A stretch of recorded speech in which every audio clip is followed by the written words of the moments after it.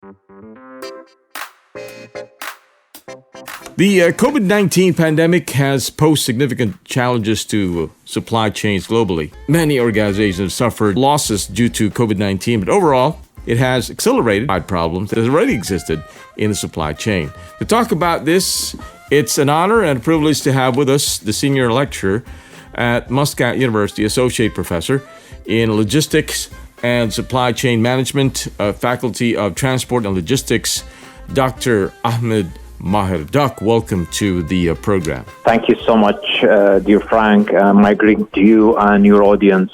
Quite happy to be with you to talk about our research related to COVID-19 pandemic. Tell me about yourself first, and how did you get involved with this project? Yeah, actually, we have an initial idea after the lockdown that most of the country experienced, and load of region were under quarantine, mainly in China, where load of those critical suppliers for too many factories around the world, including Oman, they went under quarantine, and thus there was a massive disruption in the supply chain for critical component, medical, food supply chain. And at that time, we think that decision makers, managers, CEO of the companies would start raising some questions. Like, why did our business not survive as a result of COVID-19 pandemic disruptions? How can I build my resilient business, resilient supply chain that could survive in the next similar disruption? Not necessarily COVID, but it could be any operational or special disruption like COVID. And then how we could learn from this pandemic disruption going forward.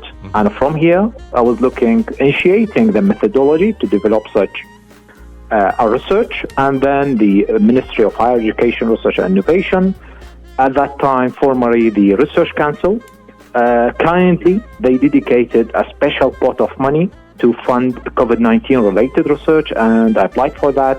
We went via a review process. Luckily, we were one of those who secured the fund, actually, and we started. How do you think the coronavirus or COVID-19 affects the trends in logistics and supply chain management research? Yeah, actually, the topic of supply chain resilience, just to clarify to audience, what do you mean by resilience?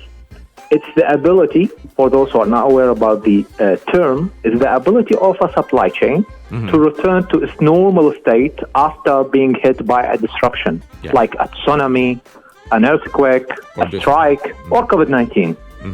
So the topic is there, but how serious managers and decision makers about hosting, embedding resilient business in their supply chain, this is the question. So here COVID just was like enlighten the need for more resilient, for more consideration on how important this for sustaining our business. This is what missing. I'm not saying supply chain resilience is a new topic. No, it's there since 2-3 decades. But we could say COVID triggered the need for more resilient supply chain. Okay. Yes. So can you give us a topic of your research project? Yeah, actually, our project called Coping with the Impact of the COVID-19 virus pandemic on supply chain in Oman, where we try to build resilient healthiness diagnostic decision-making tools within the industry of 4.0 era. So I could say the topic lies in 3 main sections, which are the analysis, development, and exploration. Because of the ups and downs of the economy, the analysis of the impact, especially on food and other supply. Can you tell us what's the benefit of your research to these kind of situations right now we're experiencing? Yeah, actually, we present to companies, mainly those in Oman, it could be applicable to any company in the world, on how you could build resilient business. And here, we enlighten the need for internal resilience, that is, based on what we interviewed people in industry, it's missed. It's not there at all. It's not there on agenda. Whenever they talk about resilience, let's go to suppliers, let's go have robust suppliers. Without thinking, are we resilient internally? Do we have a contingency plan in case we will have a disruption? Do we sense that disruption? Do we put a recovery plan? And how quick we'll recover? How quick we'll respond internally? Switch to another supplier?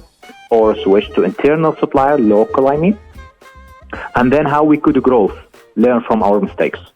This mentality about having internal resilience that I called in our research internal dynamic capabilities is not there.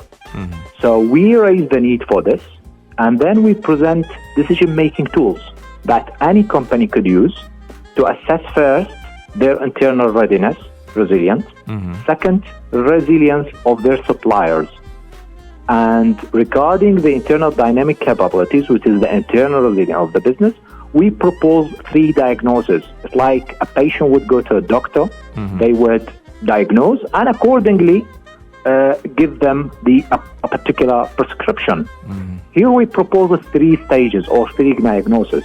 Healthy situation, groaning, whereas it's in between, the risk is there, or dying, which is the case for 2 case studies that we validated our tools on. We found both of them are dying. Okay. So how can the elements of supply chain resilience mitigate the impact of COVID-19? Yeah, actually, because the COVID-19 and its implication is not for the moment. It will have consequences on the near future and long run as well. So we argue, how can companies be ready for the next one? Okay. Not necessarily COVID, but any operational disruption. You should consider it same as those big companies nowadays. They manage the sustainability development. We believe that they should consider that, and actually they already realize that. Those people we talked to in the industry, they realize that, but they don't know the right channels on how we initiate that.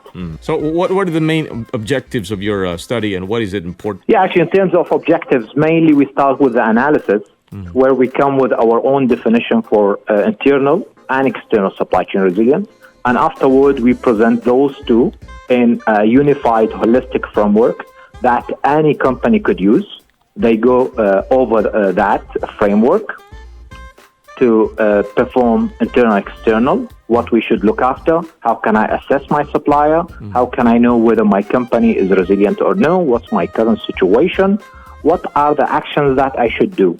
Because in addition to the conceptual framework, we developed 2 decision-making tools that people at the purchasing, supply chain managers, and their team could use to do that diagnose. At the end, we also have an exploration aspect or paradigms of our project that aim to explore how Industry 4.0 applications like radio frequency identification, blockchain, sensors, a monitoring track system could have an impact on building more resilient supply chain. And we initiate some thoughts on how each of those applications could be embedded for the sake of improving supply chain resilience. That was our last part, which covered the exploration aspect. Yes. This is great. So what are the most important findings of your study now? Actually, the most important findings, we found that it's not considered, or actually, let's say it's more of recommendation, what companies should do, and mainly those in Sultanate of Oman. We believe that they need to have more responsive suppliers. How they do that is, rather than current companies, they rely entirely 100% on global suppliers, distant one located in Singapore, in Bangladesh, or China, for instance. We need a merge. We need to reshore part of the raw material production, part of the component production back to Oman. Let's have them in-house. In a way, we could have local suppliers. We are not calling for a local supply chain, no, otherwise we lose the competition. But we need to be in between. Also, we call for further collaboration, because we ask some companies, did you visit your supplier? Do you know their situation? Said no. We rely on emails or phone call. So we call for more frequent supplier visits, we call them. And the purchasing team, they would need to handle that in a way that they increase the information sharing. For instance, the company would say, I'm developing my business working on A, B, C, and D. You have to cope with my development plan. Otherwise, in 6 months, if you don't, I'm switching to another supplier. This is how we believe they should work part of their supplier relationship management. In addition to the Industry 4.0, we appreciate this would need a huge investment that wouldn't happen overnight or a year. So we call for gradual embedding of Industry 4.0 applications, or gradual embedding or embracing of those technologies in a way that we could increase, in addition to many other benefits of those, but we just focus on the supply chain resilience. Most importantly, what we call for is the involvement of governmental bodies. They should have particular regulations in collaboration with the industry and academia via a series of workshops. These workshops will end up highlighting the main critical components, products for end customers in Oman, and accordingly, we identify those critical products, and then how we could go for having more local suppliers. For instance, we have our own raw materials for those, so to avoid being disruptive in the future again. And at the end of the day, shortages, empty shelves, and so on. How does the knowledge management support supply chain resilience here? Yeah, actually, part of the project is kind of education for the industry. Because they know we need supply chain risk management. We know to be resilient. We know how to need to recover. But what are the elements? This is what they don't know, most of them, mainly those who talked with. There is no a unified roadmap that I should follow. First, you have to focus on sensing. Be close to the market, be close to the customers. That's one. So you could sense any potential disruption. Then recovery. What's your recovery plan? Switch to supplier. Then response. How quick your employees could switch from one supplier to another as a backup. Then growth. What's your plan to growth after experiencing that? And then you go to suppliers. Stop looking for the cheapest supplier or those who are providing the best quality. Look at their financial capabilities. Look at their flexibility. Look at their responsiveness. Look at whether they have lean management, they have agility within their business. They look for that. They are willing at least to embed those new, not really new, but modern global supply chain elements. This is what we call on how their knowledge, mainly knowledge management, could involve and support the people in the industry. Okay, so what recommendations can be made here? We call, as I said, we call for more workshops between academia, industry, and governmental bodies. Okay. So we could feed the knowledge. The government could feed the regulations. For instance, once we identify the critical components, they should say to the industry, regulation would say, we need inventory that could last for 4 months at least. You should hold it in your store. Or how you could help us with fund, with loans, so we could have our own local suppliers. This includes some governmental elements, needs decisions, needs policies. This is why government should get involved. But to be honest with you, we noticed that the industry, there is a gap between industry and academia here. Yeah. Mainly when we get to a point having opinion, discussion, and so on. Yeah. And we keep calling, which is actually not new, to be honest. It's not new, this gap. Yeah. What tangible outputs resulted from this project? Yeah, actually, for us, considering our field, we developed decision-making tools that are user-friendly, based on Excel, not quite complicated, with a simple illustration by academics. It could be re-implemented by industry. One of them is for internal evaluation. Second is for the external evaluation. So whenever we have a supplier, we could evaluate them. And the third one is for supply chain network design. They could use it to design the supply chain network, considering resilience elements, in addition to a traditional consideration of minimum cost that, of course, every manager would look or seek for. Okay. So we could say decision-making tools, in other words. Any device or application, perhaps? No, not really. It's not applicable to us. But if you could say the app is the Excel tool that's user-friendly. Could be reused actually by any company. Who else involved with this project? Who helped you conclude this research? Yeah, actually, to be frank, I have myself as the principal investigator, and I have Dr. Nicholas Huppert, Director of Faculty of Transport Logistics. He is the principal investigator on this project.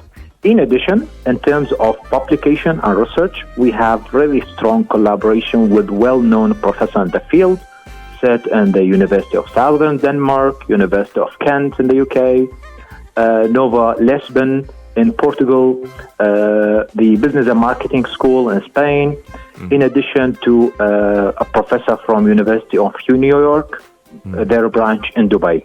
So we have really good, strong collaboration with leading experts in the world in this field. Okay. Any online event, maybe a seminar or a workshop this year? Yeah, actually this year I've been invited to represent Oman in the business sector for the virtual international conference related to COVID-19 research. There was a number of tracks for medical, economic, and business. And I've been invited to represent Oman in the business one. Wow. But in terms of publication, we expect, currently we have 4 papers, quality papers. They will appear by this summer, some of them, some other by end of this year with those collaborators that I mentioned earlier. Most of those journals, 3 of them are top 5 or at least top 10 in the fields, in the worldwide, I mean. This is okay. So, COVID-19 pandemic accelerated pre-existing issues in the supply chain and brought priorities such as visibility, resilience to the core. While some sectors were hit hard by disruption, there were some winners and losers at the same time. From the research, we see that 60% increased their supply chain strategically, and the supply chain of the future will need to be flexible, efficient, resilient, and digitally networked for improved visibility. Organizations, therefore, should focus on important priorities for recovery and beyond. Thank you very much, Doc, for being here. It's an honor and a privilege to have you at our program today. Any final words before we wrap things up? Thank you so much for hosting me, Frank, and wish you all the best, and thanks for the audience, of course. All the best and more success to you and your family. Likewise. And congratulations for this. All right. Thanks so much. Okay. That's a senior lecturer from Muscat University, associate professor in logistics and supply chain management, faculty of transport logistics, Ahmed Maher. My name is Frank. Thanks for